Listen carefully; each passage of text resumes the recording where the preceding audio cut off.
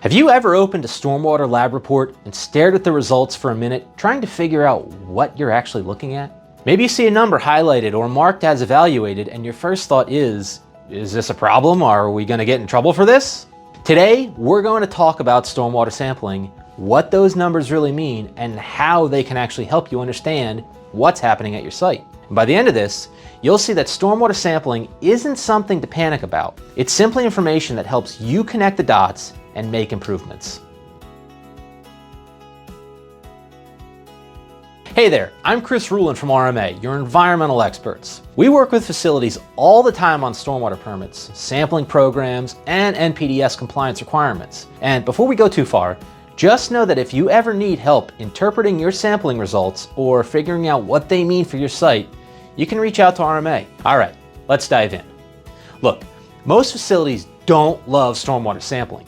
It can feel stressful, you have to go outside in the rain a lot, and sometimes it feels like the world is riding on those results. But stormwater sampling really isn't the enemy. It's information. It can even be helpful.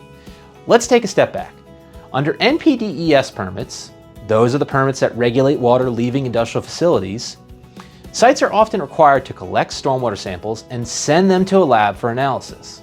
Those results show regulators and you how polluted the water leaving your site is by putting numbers to what's actually washing off the property when it rains. And those numbers are clues to problems that you can solve if you know how to read them. Take total suspended solids, or TSS, for example. If TSS shows up elevated in a lab report, that means that solids, things like sediment, are getting into the stormwater. So the next step is to think, where could sediment be coming from? Maybe there's exposed soil somewhere that hasn't been stabilized. Maybe trucks are tracking dirt across the paved areas. We've seen situations where a facility receives a load of fill for a construction project. Maybe they're planning to install a new parking lot or whatever. Every rain event washes a little bit of that sediment away, potentially impacting your stormwater samples. Sometimes you have to take a step back and ask, why are our results failing? That's exactly where stormwater sampling data becomes valuable. It helps bring real issues to the surface. Once you think you've found the source, the next step is to put some practical controls in place. For a stockpile, you might install a silt fence or hay bales around the pile itself. Add some stabilization like stone, or cover the material if it's going to sit there for a while. And then you watch the next round of sampling results. Did the TSS levels drop? If they did, that's a good indication the controls helped. And the same kind of thing applies to every other parameter you're sampling for. If oil and grease show up in your stormwater results, that often points to equipment leaks, fueling areas, or storage practices that need attention. Maybe a piece of equipment has a slow hydraulic leak that hasn't been noticed yet.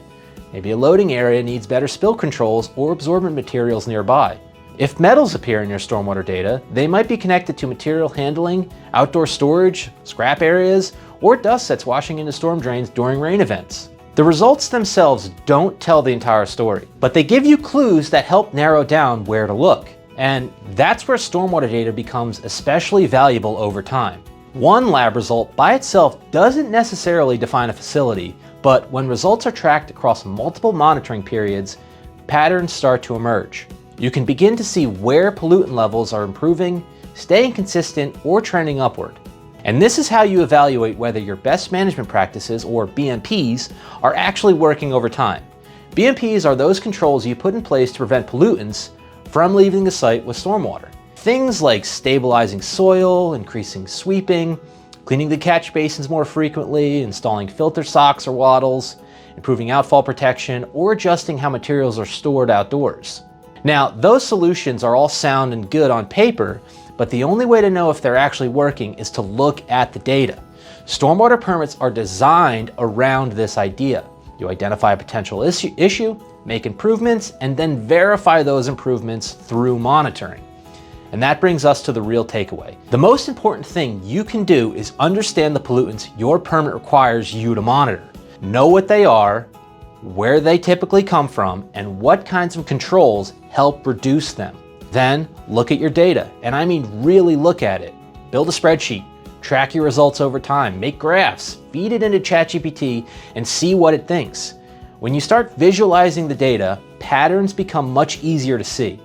You might notice improvements after certain BMPs were installed, or spikes that line up with certain activities on site. That's when stormwater sampling becomes a management tool instead of just a compliance requirement. In the end, the water leaving your site is telling you something. The key is paying attention to what it's saying. If you ever need help interpreting stormwater sampling data, identifying potential sources, or figuring out practical improvements for your facility, reach out to us here at RMA. We'd be glad to help you work through it.